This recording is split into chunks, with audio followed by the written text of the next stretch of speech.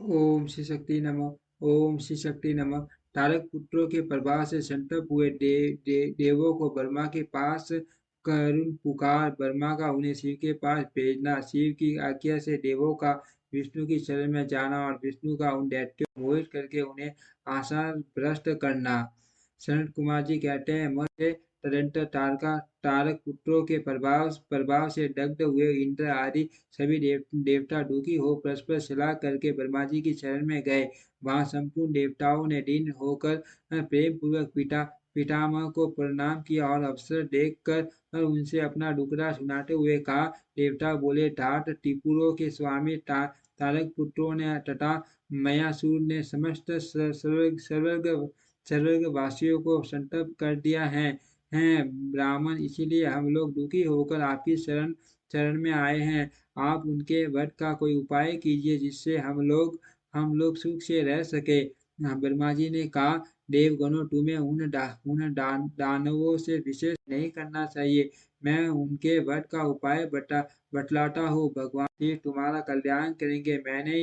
मैंने ही इन दैत्यों को बढ़ाया है, अतः मेरे हाथों इनका इनका वध होना उचित नहीं है। साथ ही त्रिपुर में इनका पुण्य भी वृद्धिगत होता रहेगा। अतः इंद्र सहित सभी देवता शिव जी से प्रार्थना करे वे सर्वाधिक यदि प्रसन्न हो जाएंगे तो वे ही तुम लोगों का कार्य पूर्ण करेंगे। सनत कुमार जी कहते हैं, व्यास जी ब्रह्मा जी की यह वाणी सुनकर इंद्र सहित सभी देवता दुखी हो उस स्थान पर गए जहाँ वत्स शिव आसीन थे।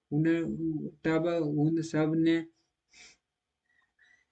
अंजलि बांधकर देवेश्वर शिव को भक्ति पूर्वक प्रणाम किया और कंधा झुका लोगों के कल्याणकर्ता शंकर का स्तवन किया। उन्हें इस प्रकार नाना प्रकार के दिव्य स्रोतों द्वारा त्रिशूलधारी परमेश्वर की स्तुति करके सर्वत्र सारण में निपुण निपुण इंद्र आदि देवताओं ने दीन भाव से कंधा झुकाए हुए हाथ जोड़कर प्रस्तुत सवार को निवेदन करना आरंभ किया।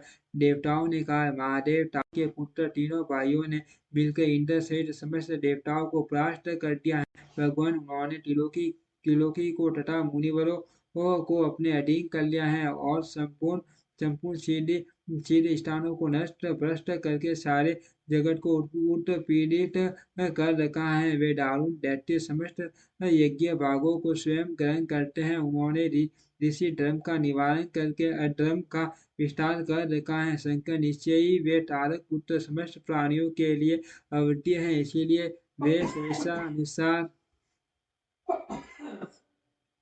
सभी कार्य करते रहते हैं। प्रभु, ये त्रिपुर निवासी दारुण दैत्य जब तक जगत का विनाश न कर डाले उसके पहले पहले ही आप किसी ऐसी नीति का विधान है जिससे ये इसकी रक्षा हो सके। सनत कुमार जी कहते हैं, मुने यह मुने मुने मुने यह भाषण करते हुए उन स्वर्गवासी इंद्रादि देवों की बात सुनकर शिवजी उत्तर देते हुए बोले।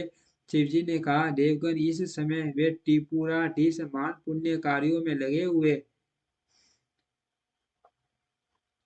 हैं और ऐसा नियम है कि जो पुण्यात्मा हो उस पर विद्वानों को किसी प्रकार भी प्रहार नहीं करना चाहिए। मैं देवताओं के सारे महान कष्टों को जानता जानता हूँ, फिर भी वे दैत्य बड़े प्रबल हैं। अतः देवता और असुर मिलकर भी उनका वध नहीं कर सकते। वे तारक पुत्र सबके सब पुण्य संपन्न हैं, इसीलिए उन सभी त्रिपुर वासियों का वध दुस्साध्य है। यदि मैं रन, रन,